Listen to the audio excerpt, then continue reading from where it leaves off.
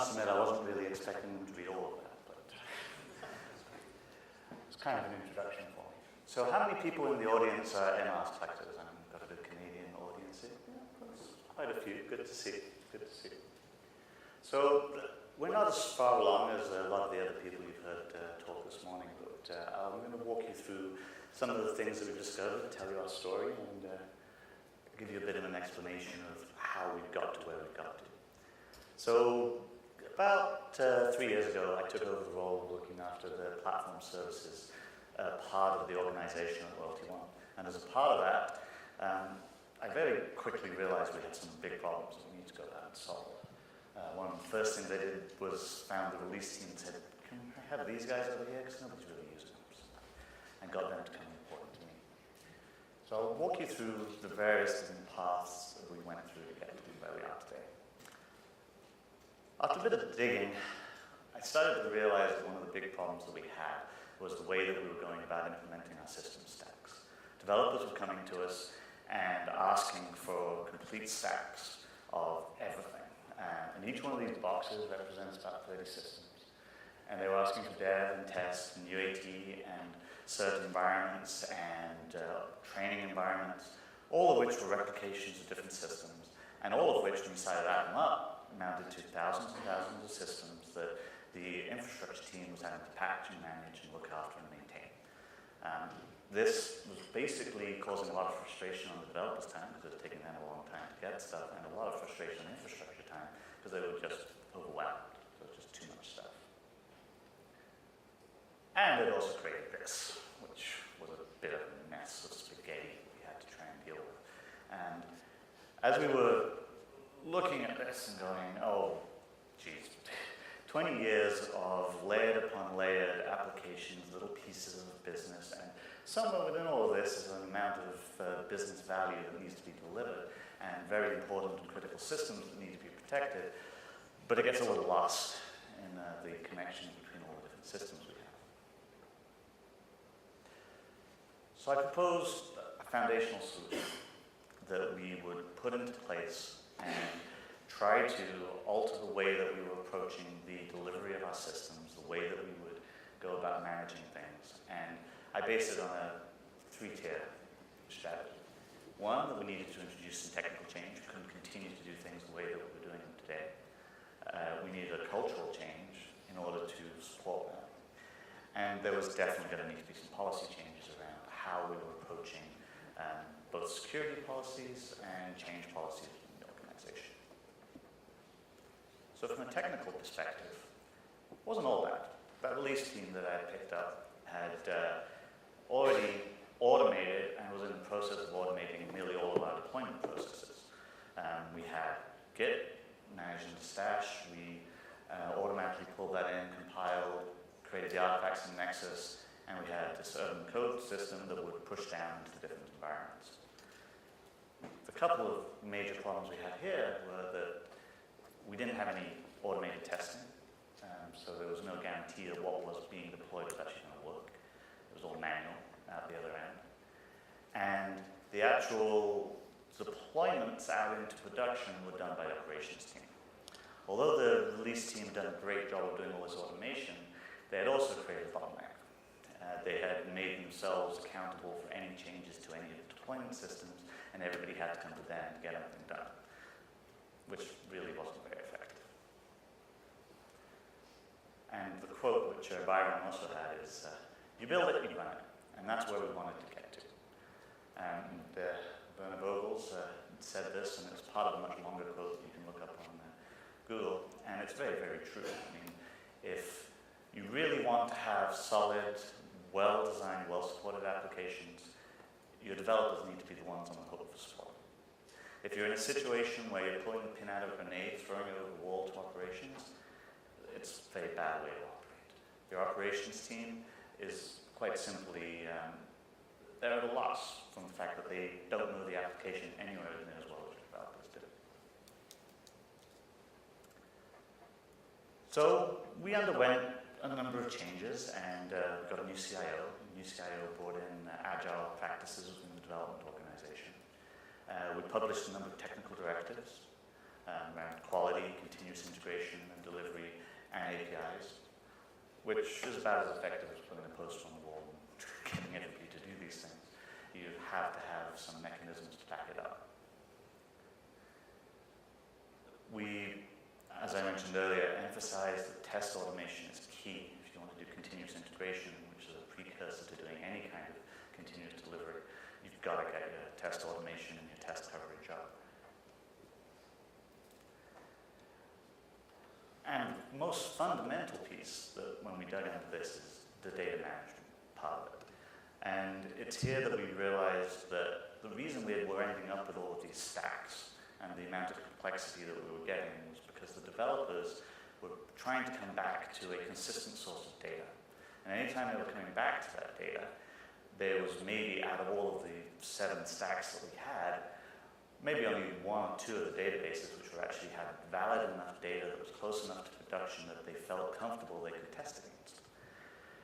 This also led to interesting pieces where the UAT2 test environment talked to the test 1 environment, and there was a mess of spaghetti as everything else was talking to everything else. And nobody really knew necessarily if there were different stacks on different versions, whether everything was going to work when it got there. So we had to solve this problem. And I'm glad to say that we have. But this diagram is actually taken from Datacle, which is the commercial version of Liquidbase. And Liquidbase gives you the ability to do the schema comparison pieces. We still needed to solve the data set management part, though. And data copy management capabilities and these kind of tools allow us to start to do some of these things. All of this tooling and all of the changes and all these pieces we put in place would be useless if we didn't also change our culture to be able to support them and make use of the tools. And as you've heard quite a few times this morning, it's all about people. It really is. The complex part of any system is the people, and you've got to have the right people. So we changed our hiring practices. We changed the way that we went to market to find those right people. We looked for people with the skill sets that we needed, and we started to build the culture that we wanted within the organization by getting the right people into the right places to try and solve some of these problems that we could see around us. At the end of the day, the DevOps is really trying to address this situation. The development is paid to change everything in the environment, and they're wanting to do that as fast as they possibly can.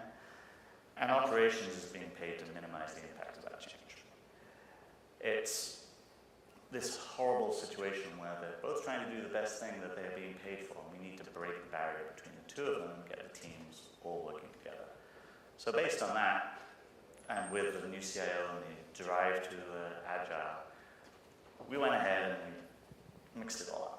And we moved to Agile teams, some operating under Scrum, some using Kanban. And as a part of that move, they came to me and said, we'd like some of your resources so that we can spread them out amongst the teams, and we'd like them to, each one of them will go and support 3 development teams. And I said, I'm not sure this sounds like a good idea, and really don't try this at home, folks. This is not a model that works. The problem you find here, or that we found here, was that those shared resources were no longer parts of the central teams. They were not a member of the Scrum teams either, and they couldn't really be there for all of the changes that needed to occur on that side. So they were kind of stuck in the middle and a little bit lost, and as much as we tried to support them from an organizational perspective, it caused a lot of problems, especially if they went on vacation and the central teams had no idea how to support the work that they've been doing. So don't do this. It's a really bad idea.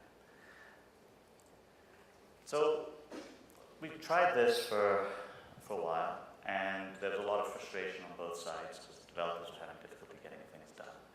And there was a lot of frustration on the infrastructure side because we were getting a lot of work that we had no idea how to deal with it. And then this guy from down in Texas, I believe, Mike Kottmeyer, came in and presented what he called his leading Agile model. And it was quite an aha moment within the company because we realized one of the fundamental things that we were doing wrong as part of the Agile transformation that we were going through. he has this model which basically states that if you're in any market, that you're behaving as a predictive company, and you want to become an adaptable company, more agile. But if the marketplace you're in is more conservative, which is the bottom part of the triangle, versus an emergent market where there's lots of rapid change, you may not necessarily be going about it the right way. The model told us that we were already starting and we were acting as a predictive business. We're very old school in the way we behave, and we were in an emergent market. Everything's rapidly changing about the business around us. But the problem is that we tried to go straight to being an agile organization, doing DevOps and doing everything immediately. And that doesn't work. It's very, very hard to holistically change your entire organization in that manner. People will be resistant to change. You may get a few who are going to be able to follow along with this, but for the most part, it's going to be very, very painful and very difficult. The model he proposed was more of a transitional one, where we flow through a series of base camps, and you start to introduce changes in a more natural progression until you get to the pieces you need to get into. And maybe not all of your organization actually needs to get to the top right of this diagram. So we had a second attempt, which also happened to be called Apollo, ironically enough. And the Apollo mission, which launched earlier this year, is cloud-first, cross-functional DevOps from day one. We went to the IT organization as a whole. We said, we need volunteers. We got about 79 people who came back, and they said, okay, we'd like to go on this journey. We want to do things differently. We're ready for this. And out of those 79 people, we picked 20 to form a team to go off and do this work. And they were given a mission that's listed there to reinvent the LoyaltyOne operating platform, to undo all the complexity on that slide earlier. Continuous delivery, innovation, value, and data in every decision. And they're working through this very nicely right at the moment.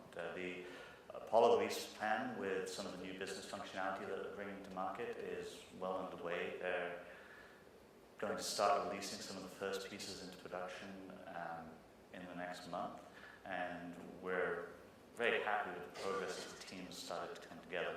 And as a part of this, we've introduced more of a DevOps culture by including the infrastructure resources into the team and having them work very closely with the developers. This is very much made possible by the use of Amazon. The current methodology that they have is testing is done locally within the developer's IDE environment. Once they push the code up into GitHub, it's automatically pulled down through Travis, and then Travis handles the testing out to SourceLab, which is a fairly cool online SaaS service that does testing against multiple different browsers, so you can verify your code against all sorts of different browsers and return it back. Providing all of the automated tests pass, it's immediately pushed out into the S3 bucket, and a call goes out to Elastic Beanstalk to trigger the retrieval and the upload of the new application.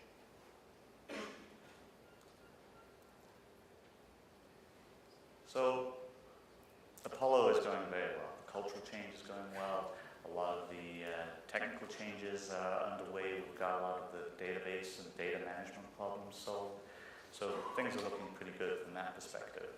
And now we're starting to run into some of the policy problems where we need to get security on board, and we need to get the change processes, which are they have adapted. They're fairly short at this point, but we need to get the security team on board with allowing us to take more risks and allow us to make the kind of changes that we need to make. So developing a model where security is everybody's concern is something that we've integrated into the Apollo team at this point. There's a tendency when you look at security models to start at the bottom right of this in the control bucket.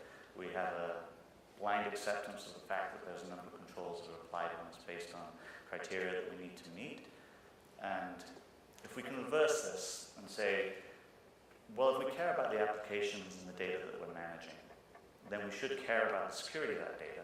It's especially if we're collecting all of your data and we need to look after it and we're managing our clients' data. So just from that fact that we should care about owning that data, it's our responsibility to make sure we look after it and put the correct security controls into place. And from that, we should be able to develop policies and controls we need to make sure that that is ubiquitously applied across all the different environments, which is somewhat turning on its head the typical security model where we look to try and apply controls everywhere. So AWS, as I mentioned, is definitely the key behind this, and there's a number of reasons we've picked AWS, so I'll just kind of run through some of these. One is that we already have quite a lot of existing knowledge within the company for various different pieces that we've been using up there, corporate websites, data processing on Redshift. Clearly they have the broadest portfolio of services and the widest adoption in the marketplace, and all the great reasons that Tom's going to talk about earlier. The Redshift was one of our first business successes in Amazon. It allowed us to deal with a problem we were having difficulty processing on our internal data warehouses. We picked up the data, we pushed it out into Redshift, encrypted, key management via Cloud HSM, and this then allowed us to do processing of that data and return it, which we were having great difficulty doing internally, and provide a business service that was failing back out to our clients in a fairly short order of time as well. And one of the other great things about this solution is that we only needed to generate the data once a week. So we only spin up the Redshift cluster once a week, generate the cubes, feed it back in, and then shut it all down again. So from a cost perspective, this was far more cost effective than having to go and expand our data warehouse and get additional capacity and put all of that into place in our data centers and manage it.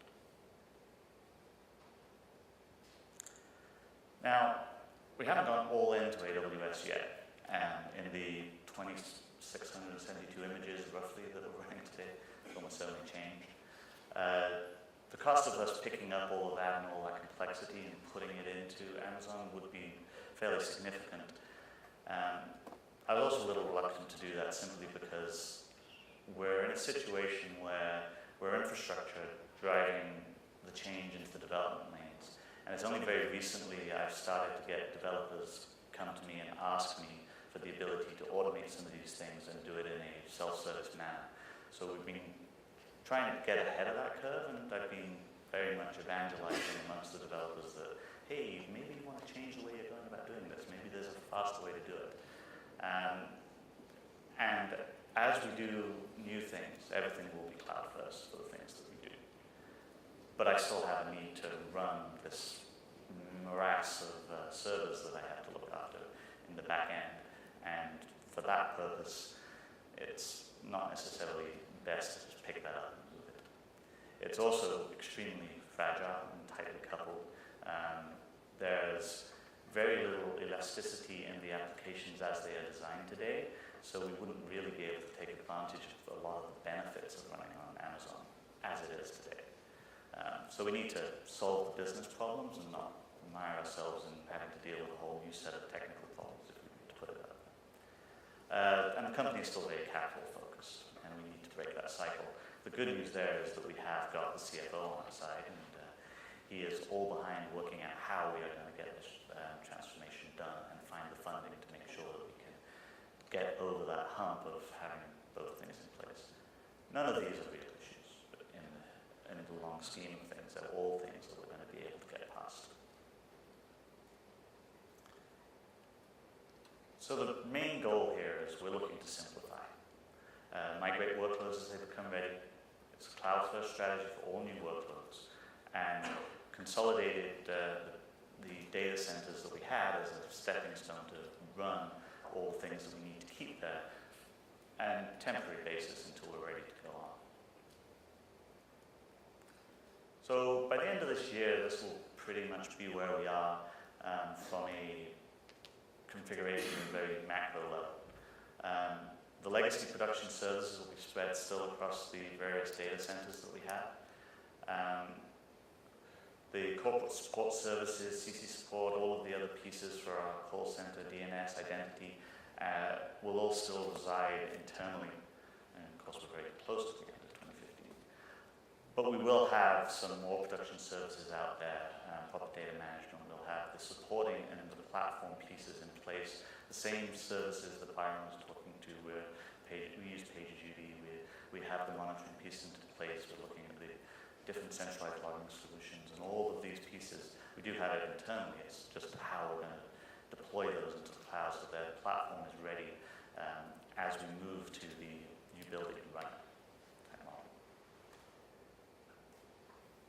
And from here, what I anticipate over the next year we're going to see happen is that the majority of those pieces in the bottom are going to disappear as we move more and more of the services up into the cloud as they become ready. We will launch more Apollo missions to follow the first one, and as a consequence of that, the organizational culture will change with time. We have already adopted very much, as you've heard throughout the day, the management structure has been inverted. The pyramid definitely goes the other way up, and we focus on enabling the staff who are the ones in the front line to be able to make the decisions and do the things they need to do to deliver the services. And as we simplify our environments, we will come to fewer data centers, and I would anticipate by the end of, say, 2 years from now, that most of those internal data centers and services will also have gone. That's all I had. So, any questions? Anyone have anything? Any questions? Nope.